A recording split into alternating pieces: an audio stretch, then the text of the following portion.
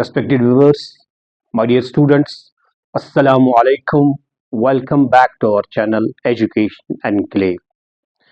As you are aware of the fact that we are discussing NET, SET, JRF in education subject, we are discussing a very important paper, that is research in education. We have already discussed so many topics in previous lectures. Uh, we are discussing very important topic, that is aims of research with special reference to education.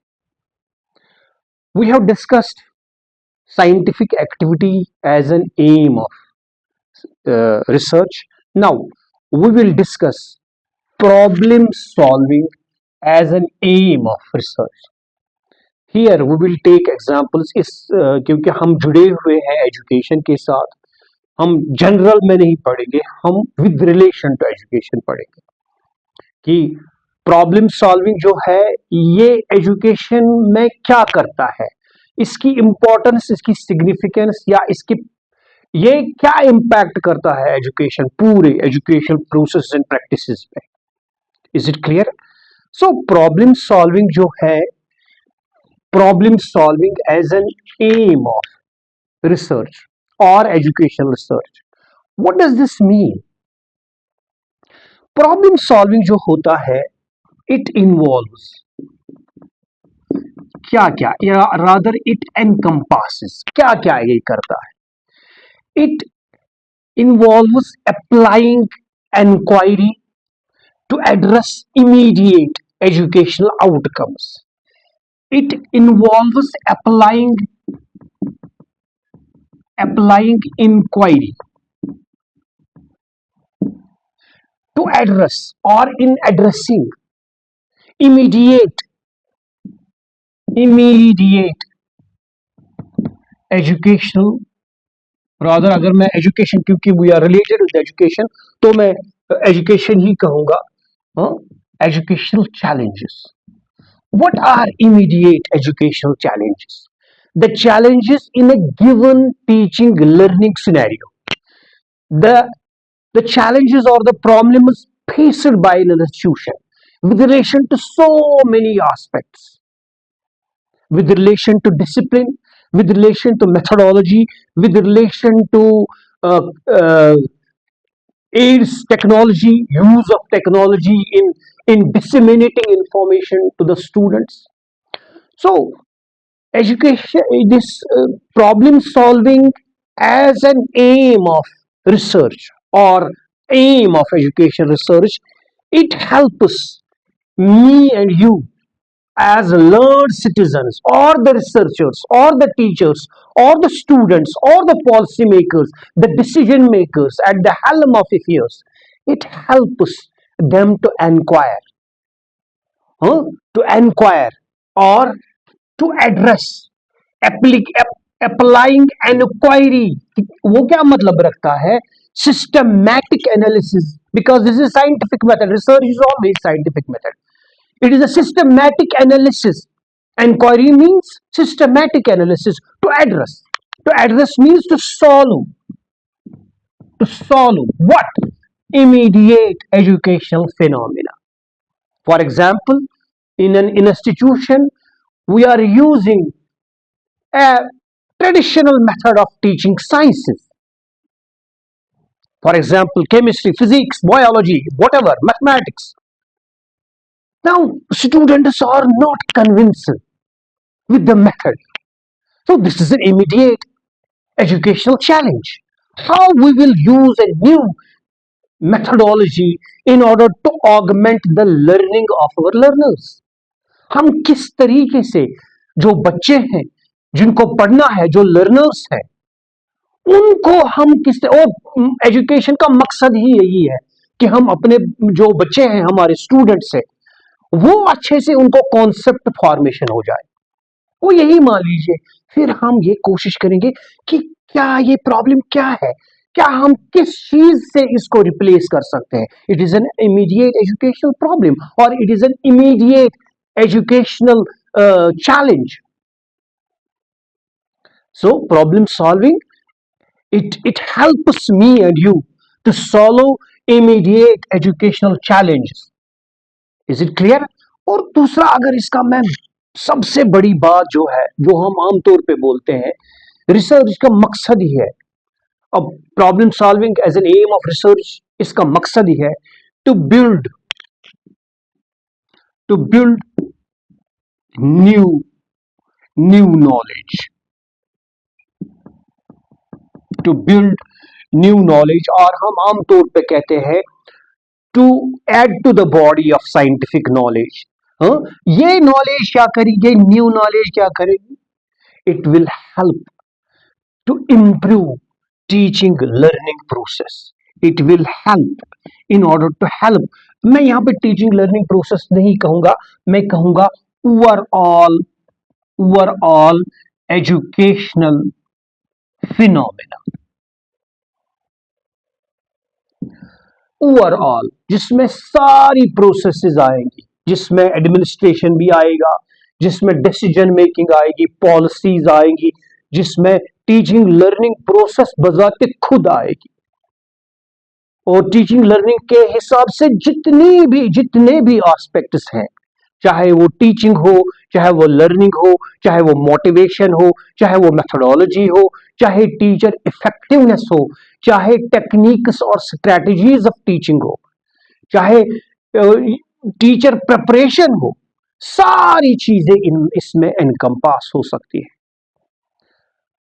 So problem solving involves scientific knowledge to solve or to address immediate educational challenges। अगर मैं education को छोड़ दूं, हम यहां पे कहेंगे immediate problems or immediate challenges, to build a base of knowledge or a body of knowledge which will try to improve overall whatever we are, whether it is agriculture, whether it is science, whether it is politics, whether it is anything. So problem solving is applying scientific inquiry to address our problems. एक और चीज बहुत ही important आपको याद रखनी है, problem solving जो है, it is a pervasive method और परवेसिव और core of scientific method used by researchers whole throughout the world, throughout the globe, barring irrespective of any profession, irrespective of any field. But we are here dealing with education field. We will talk about more about education rather than any other field. So problem solving, it is a primary and fundamental, keep it in mind, it is the primary and fundamental aim of research, aim of research, aim of research, encompassing, इस ये क्या करता है, encompassing means solving, or it contains, it makes us search the solution for problems in both theory as well as practice. ये दोनों, चाहे वो theory हो, जो थ्योरेटिकल आइडियाज होते हैं, मतलब कोई भी थ्योरी है, मिसाल के तौर पर हम प्रैग्मेटिक फिलॉसफी बात करेंगे, it is a theoretical concept, it is a theoretical construct, or a postulate of a school of thought, is it? Then when we apply this theory, when we apply the ideas in education field, then it becomes practice. For example, project method is a practice of pragmatic philosophy. Is it clear? So problem solving as an aim of research, it is the most fundamental aim or primary and fundamental aim of research, educational research, to encompass, and this very problem solving and encompasses both theory as well as practice. एक और चीज यहाँ पे बहुत ज्यादा आपको जरूरी है, उससे पहले कि हम फीचर्स पढ़ें, प्रॉब्लम सॉल्विंग जो है किस तरीके से हमें मदद करता है। Problem solving helps me as an investigator or you as a researcher to address weaknesses in or gaps of knowledge. I will write weaknesses or gaps in what? In knowledge. कल एक प्रीवियस वीडियो में भी हमने weaknesses की बात करी थी और गैप्स की बात करी थी। ये क्या मतलब रहा है वीकनेस? नॉलेज वीक का मतलब नहीं है, कहीं कहीं भी कभी कभी कोई नॉलेज का पीस समझ में नहीं आता, वहां पे गैप होती है एक पीस ऑफ इंफॉर्मेशन और दूसरी पीस ऑफ इंफॉर्मेशन में। तो वो गैप फिल करने के लिए researchers throughout globe use problem solving method in order to understand, in order to fill that gap. Is it clear? अब मैं आपको एग्जांपल बताता हूं। एक आइडिया था, एक टाइम था, बोला जाता था कॉर्पोरल पनिशमेंट जो है मारपीट करना, एक अच्छा एक आइडिया, मतलब इससे बच्चों को ज्यादा समझ आएगा क्योंकि बच्चा फियर की वजह से पढ़ेगा। लेकिन फिर जब साइकोलॉजिस्ट ने इस चीज को देखा तो वहां पे फियर की वजह से बहुत से बच्चों ने, there are so many examples throughout the world, हम क्यों खाली अपने कश्मीर की बात या इंडिया की बात करेंगे, there are so many examples कि फिर उस चीज को जब गैप हो गई कि क्या negative corporate punishment is not negative reinforcement, keep it in mind, वो एक डिफरेंट टॉपिक है, हम उसमें नहीं जाएंगे। हम किस तरीके से बच्चों को नेगेटिवली रीइंफोर्स करेंगे ताकि बच्चा ज्यादा सुधर जाए। उसके बाद नेगेटिव रीइंफोर्समेंट, पॉजिटिव रीइंफोर्समेंट, फिर सिकनर जब आया तो ये सारी चीजें क्लियर हो गई कि corporal punishment is something different, it creates a sort of a fear in the students. तो उसकी वजह से फिर वो आहिस्ता आहिस्ता आहिस्ता आहिस्ता, अगर हम आजकल की बात करेंगे स्कूल्स में, बहुत जब हम पढ़ते थे या हमारे पेरेंट्स जब पढ़ते थे, हम सुनते हैं कि बहुत ज्यादा पिटाई होती थी स्कूल्स में, लेकिन आजकल ऐसी बात नहीं। वो खाली एक थोड़ा सा फियर के लिए स्कूल में डांटा जाता है, अप्रेजल किया जाता है। हाँ? इसलिए गैप, ये मान लीजिए गैप थी, ये गैप फिल हो गई कि corporal punishment is not negative reinforcement, it is something different, it creates fear in students. Is it clear? So फिर से it helps investigators to find weaknesses, gaps in the knowledge and एक और चीज है जो यहाँ बहुत इंपॉर्टेंट है, वो है inconsistencies. It helps researchers, investigators to address weakness, to solve weaknesses, knowledge gaps, practice challenges. Practice challenges means I am teaching in a classroom, a student will ask me a question, or I am teaching in the classroom, I am using some sort of a method my students are not able to understand, so I have to change. This is a problem for me, I have to solve this problem. How I will be able to make my students understand? So what I will do, I will go to this very method. How my problem that my students are not able to understand, oh मैं फिर I will peep deep, I will use scientific method in order to understand what are the other alternatives, better alternatives to make my students understand. Is it clear? So that हमारे पास new understanding, new knowledge होगी। वो इसकी वजह से फिर से वही बात आती है, न्यू नॉलेज, अगर मैं कहूँगा न्यू अंडरस्टैंडिंग आएगी, so that it improves the processes and innovations, processes or innovative solutions of the problem. It gives this new knowledge will provide innovative solutions or innovative ideas so that the problem will be solved. Is it clear?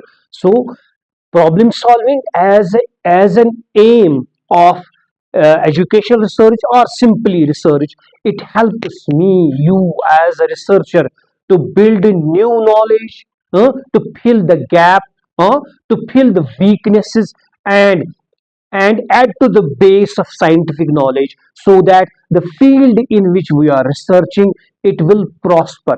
It will prosper both theoretically and practically. Is it clear? Now coming towards its features.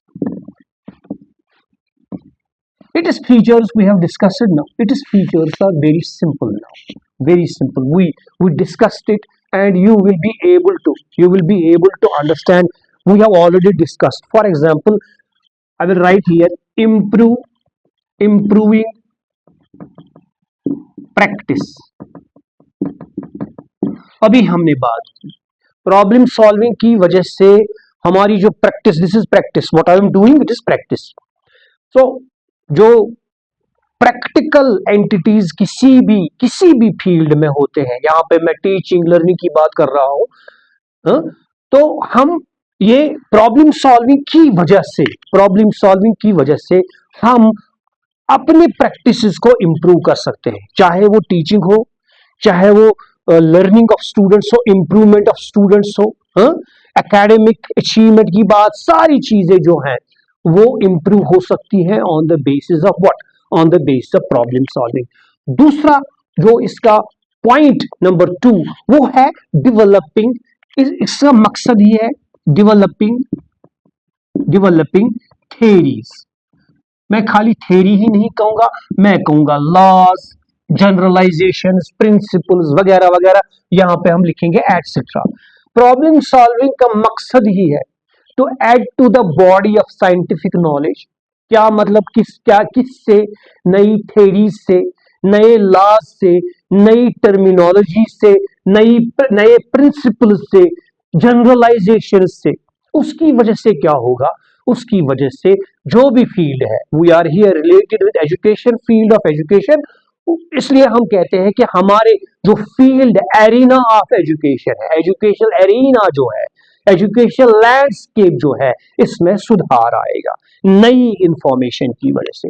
Point number 3, my dear student, सबसे बड़ी बात होती है enhance करना, enhancing learner outcome. Education का या teaching learning का मकसद क्या होता है? एक बच्चा जो होता है उसकी लर्निंग स्किल्स पे बहुत ज्यादा असर पड़े. अब ये असर कैसे पड़ेगा? ये असर बहुत सारे एंगल से पड़ सकता है. हम रिसर्च करेंगे, हम नए नए टूल्स एंड टेक्निक्स लाएंगे, हम रिसर्च करेंगे, हमें पता चलेगा कि मोटिवेशन किसको कहते हैं और इसके लिए कौन कौन से साधनों की जरूरत है, कौन कौन से टूल्स की जरूरत है, ताकि लर्निंग आउटकम्स, या मैं यहां पे और चीज कहूंगा, लर्निंग स्किल्स एक लर्नर के बेटर हो जाए. बच्चा सीख रहा है. आपको आपने पढ़ा होगा, हम कहते हैं आमतौर पे जो छोटे बच्चे होते हैं, हम कहते हैं motor skills. Motor skills means बच्चे को जो सेंसेस होती है उसका समझ आए कि स्किन क्या है, आई क्या करती है, ईयर क्या करता है, नोज क्या करती है. सो ये हम कहते हैं मोटर स्किल्स. इसी तरीके से मैं कोई चीज पढ़ा रहा हूं, मिसाल के तौर पर मैं लैंग्वेज पढ़ रहा हूं, लैंग्वेज की वजह से जो भी टारगेट हम लैंग्वेज पढ़ा रहे हैं उसकी reading, writing and reading, listening, first listening, reading and writing. पहला है लिसनिंग. जब बच्चा लिसन करेगा किसी भी लैंग्वेज को, उसके बाद वो उस लैंग्वेज को रीड कर सकता है और उसको राइट कर सकता है.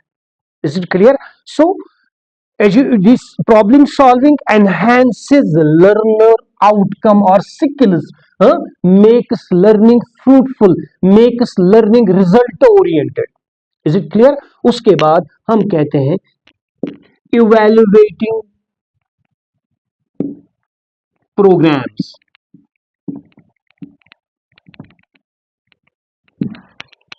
What does this mean? Programs and practice policies. What does mean?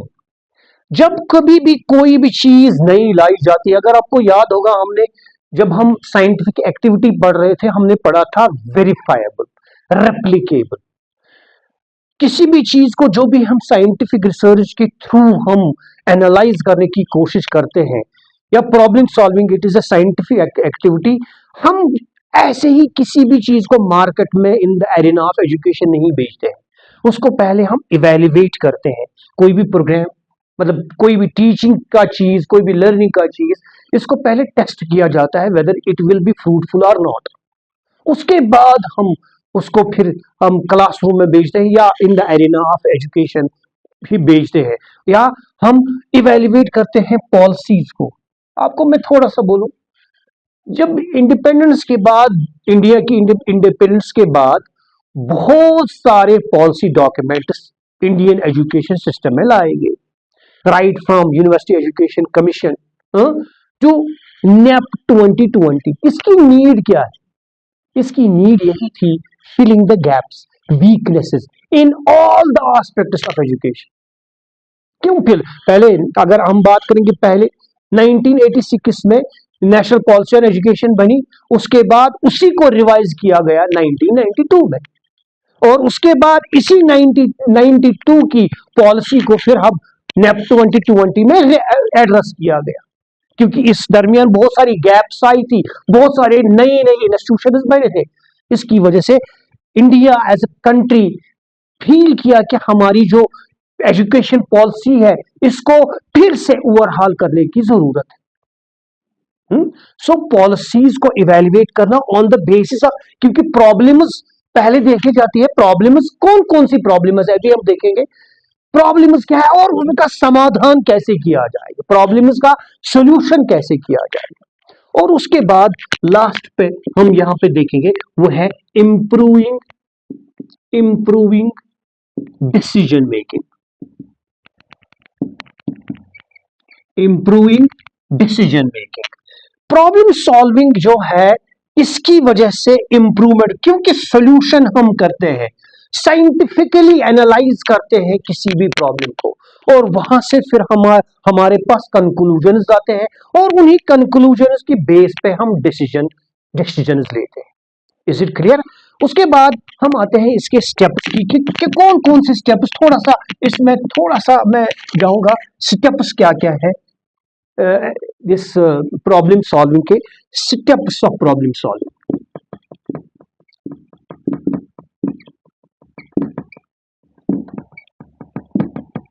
Steps of problem solving. My dear students, number one is identifying and defining a problem.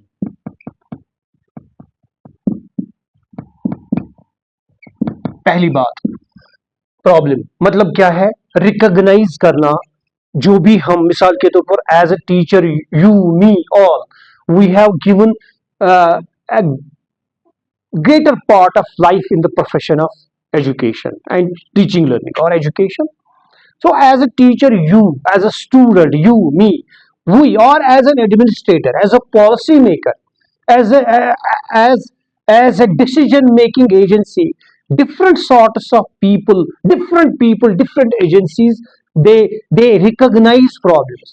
Not only recognize problems, that means identifies problems. First thing is that you have to identify or recognize the problem, then identify and define a problem. Define problem हमको अलग से पढ़ना होगा इंशाल्लाह, वो हम बाद में पढ़ेंगे, लेकिन यहाँ पे थोड़ा मैं इसको डिलिनेट कहते हैं, इसको मतलब a problem should be verifiable, a thing should be verifiable, it should be in a question form की, मैं वो हम बाद में पढ़ेंगे इंशाल्लाह, जब मौका आएगा, जब हम मेथोडोलॉजी पढ़ेंगे उस वक्त हम ये जरूर पढ़ेंगे। तो पहला पॉइंट है रिकॉग्नाइज करना प्रॉब्लम को किसी भी फील्ड में। दूसरा, इसको डिफाइन करना, तमाम उन एरियाज से इसको डिलिंक करना, इसको काटना जो इसके इर्द गिर्द घूमते हैं। ये हम बाद में हम देखेंगे, डिस्कस करेंगे। उसके बाद होता है दूसरा, रिव्यू लिटरेचर, और उसके बाद साथ ही मैं लिखूंगा फॉर्मुलेटिंग फॉर्मुलेटिंग हाइपोथेसिस, हाइपोथेसिस लिखूंगा मैं प्लूरल। रिव्यू लिटरेचर होता है जो भी हम प्रॉब्लम सॉल्व करने की कोशिश करते हैं, जो भी फील्ड होता है, चाहे वो हिस्ट्री हो, चाहे वो इकोनॉमिक्स हो, इकोनॉमिक्स ऑफ एजुकेशन हो, चाहे वो साइकोलॉजी हो, एजुकेशन साइकोलॉजी, चाहे वो टेक्नोलॉजी हो, रिसर्च खुद हो, फिलॉसफी हो, जो भी फील्ड ऑफ थ्रस्ट होगा, जो भी फील्ड टारगेट होगा आपका फील्ड, उस उसके रिलेटेड आपको जो भी प्रॉब्लम आपने आइडेंटिफाई की, उसके रिलेटेड आपको लिटरेचर को रिव्यू करना होगा कि कौन कौन से लोगों ने इस चीज के साथ, जो इसके चीज के रिलेटेड है, कौन कौन से लोगों ने इसके लिए इसके मुतालिक रिसर्च किया है और उन्होंने क्या कहा है, मैं कौन सा नया पॉइंट इसमें बोल सकता हूं। और उसके बाद researcher asks question to himself, और इसको हम प्रीपोजिशन भी कहते हैं और एजम्पशन भी कहते हैं, टेंटेटिव गेस भी कहते हैं, फॉर्मूले हाइपोथेसिस को। He asks certain questions to himself और फिर उन क्वेश्चंस का वो आंसर ढूंढने की कोशिश करता है। फॉर एग्जाम्पल, हम मैं एक रिसर्चर हूं, मैं project based learning, teaching learning पे रिसर्च कर रहा हूं। उसके बाद मैं हाइपोथेसिस बनाऊंगा, मतलब जस्ट हाइपोथेसिस बनाऊंगी कि प्रोजेक्ट बेस्ड मेथड में ये अच्छा नहीं है या ठीक है। उसके बाद मैं आंसर ढूंढने की कोशिश करूंगा, जो भी मैंने ये अपने लिए क्वेश्चन फॉर्मुलेट किया है, मैं उसके लिए आंसर ढूंढा। Oh okay, so then it is designing study, और सिंपली इसको हम कहते हैं मेथोडोलॉजी। मेथोडोलॉजी में एक रिसर्चर को, मतलब एक रिसर्चर को क्या करना होता है, he will design, he will choose research design whether it is experimental वगैरह वगैरह हम बाद में पढ़ेंगे। उसके बाद वो डाटा कलेक्शन करेगा या टूल्स देखेगा कि मैं कौन कौन से टूल्स का इस्तेमाल करूंगा डाटा कलेक्ट करने के लिए, जैसे ऑब्जर्वेशन है, क्वेश्चनियर है, लेबोरेटरी, अगर हम नेचुरल साइंसेज की बात करेंगे लेबोरेटरी में वो देखेगा। सो यहाँ पे एक रिसर्चर जो होगा, जो किसी भी प्रॉब्लम को सॉल्व करने की कोशिश करेगा, who has to design study. Design में उसको पहले देखना है मैं कौन सा मेथड इस्तेमाल करूंगा, रिसर्च डिजाइन। उसके बाद डाटा कलेक्शन टूल्स कौन कौन से होंगे, और उसके बाद मेरा जो लाहे अमल होगा, मैं किस तरीके से डाटा कलेक्ट करूंगा। उसमें बहुत सारी चीजें भी आती है, सैम्पलिंग, पॉपुलेशन वगैरह, वो उसके बाद आता है डाटा कलेक्शन। जैसे हमने पहले भी बोला था, पॉपुलेशन मतलब मिसाल के तौर पर, जैसे मैंने अभी प्रॉब्लम बनाई, मैं स्टडी कर रहा हूँ project based teaching learning process to project based learning को।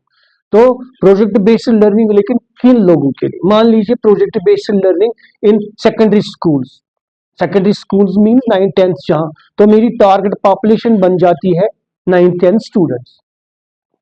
और उसके बाद यही, क्योंकि एक जोग्राफिकल एरिया का मतलब है, मान लीजिए मैं कश्मीर में, किसी नॉर्थ कश्मीर या साउथ कश्मीर या सेंट्रल कश्मीर में रिसर्च कर रहा हूं, तो जितना भी उस एरिया, जोग्राफिकल एरिया में 9th-10th स्टूडेंट्स, किसी भी, चाहे वो प्राइवेट स्कूल हो चाहे वो गवर्नमेंट स्कूल हो, वो सारे बच्चे जो है वो population, target population.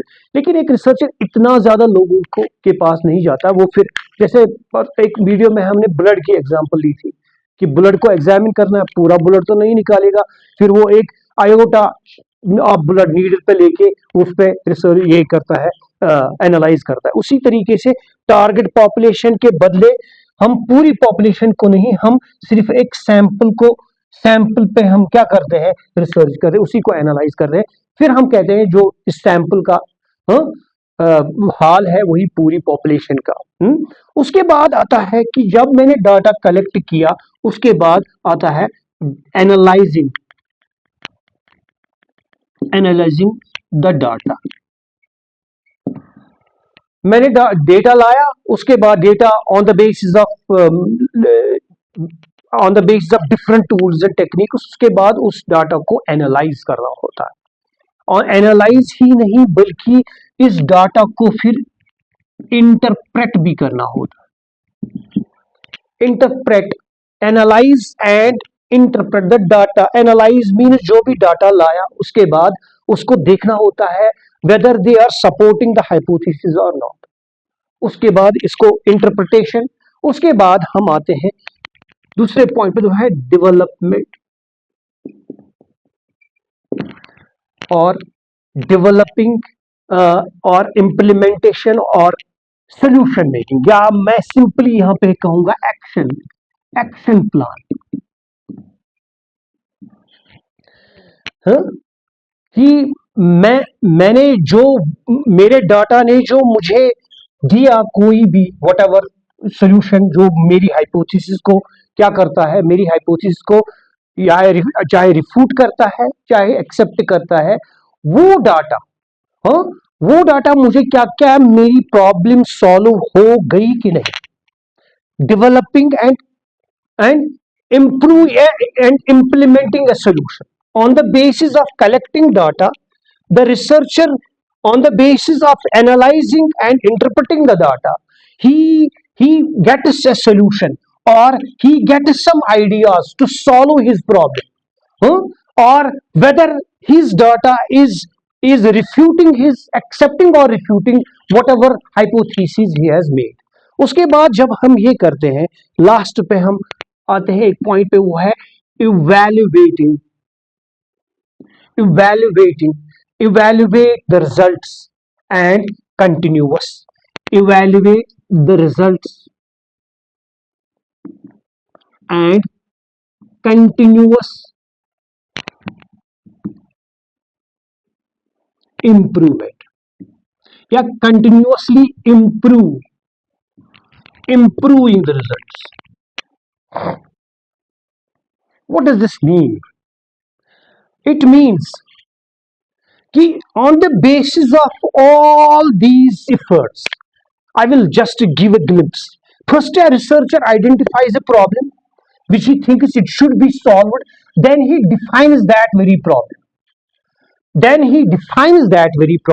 And when he defines that very problem, उसके बाद उसका सबसे पहला काम ये होता है, ये review of literature. Review of literature का मतलब मैंने बताया कि सारा कुछ पढ़ना, देखना होता है, पढ़ना होता है, एग्जॉस्ट अपने को आपको करना होता है स्टडीज में कि कौन कौन से लोगों ने क्या क्या कहा है और मैं क्या कह सकता हूं, क्या रूम है मेरे लिए कि अगर मैं प्रॉब्लम को सॉल्व, समाधान ढूंढने की कोशिश करूंगा तो लोगों ने क्या कहा है। उसके बाद on the basis of this insight, on the basis of review of literature, वो फिर क्वेश्चन पूछता है, प्रपोज करता है कि मेरी इस प्रॉब्लम का सॉल्यूशन ये होगा। उसको हम कहते हैं हाइपोथेसिस। एक ही हाइपोथेसिस नहीं बनाई जाती है, दो चार बनाई जाती है, एक से ज्यादा। तो यहां पे हमने इसीलिए लिखा थीसिस प्लूरल में। ये हाइपोथेसिस क्या, it is a proposed guess और it is tentative guess work. Is it clear? So उसके बाद आते हैं हम, उसके बाद वो design of the study. Design of the study means वो मेथोडोलॉजी बनाता है, जैसे हमने बात की। उसके बाद वो डाटा कलेक्ट करता है। डाटा कहां से कलेक्ट करता है? हमने बोला कि वो सैंपल से डाटा कलेक्ट करता है और डाटा कलेक्शन टूल्स पहले ही उससे चूज किए होते हैं यहां पे। उसके बाद वो डाटा जब लाता है उसको फिर पहले वो एनालाइज करता है, डाटा को देखता है, पूरे डाटा को पूरी बारीक बीनी से एनालाइज करने की कोशिश करता है। उसके बाद फिर वो अपनी कोई इंटरप्रिटेशन देता है कि ये जो प्रॉब्लम है ये, उसके बाद वो फिर डेवलप करता है उस चीज का, जो प्रॉब्लम सॉल्व करने की कोशिश करता है उस चीज का सॉल्यूशन देखने की कोशिश करता है। और उसके बाद जब वो सॉल्यूशन देता है, वो उस सॉल्यूशन को, क्योंकि अगर आपको याद होगा हमने पढ़ा था replicability and verifiability, whether this solution can be replicable, replicated means repeated, और उसकी वजह से क्या होता है, हम कंटिन्यूअसली इंप्रूव करने की कोशिश करते हैं। जो भी प्रॉब्लम है, इंप्रूव एजुकेशन और किसी भी फील्ड में रिसर्च होता रहता है कंटिन्यूअसली, किस लिए? इंप्रूवमेंट के लिए, किसी भी फिनोमेना को। Hope you have understood. If you think this lecture is worth then subscribe our channel Education Enclave, share and comment for improving, because we are human beings, errors are there. For improving, comment. Thank you very much.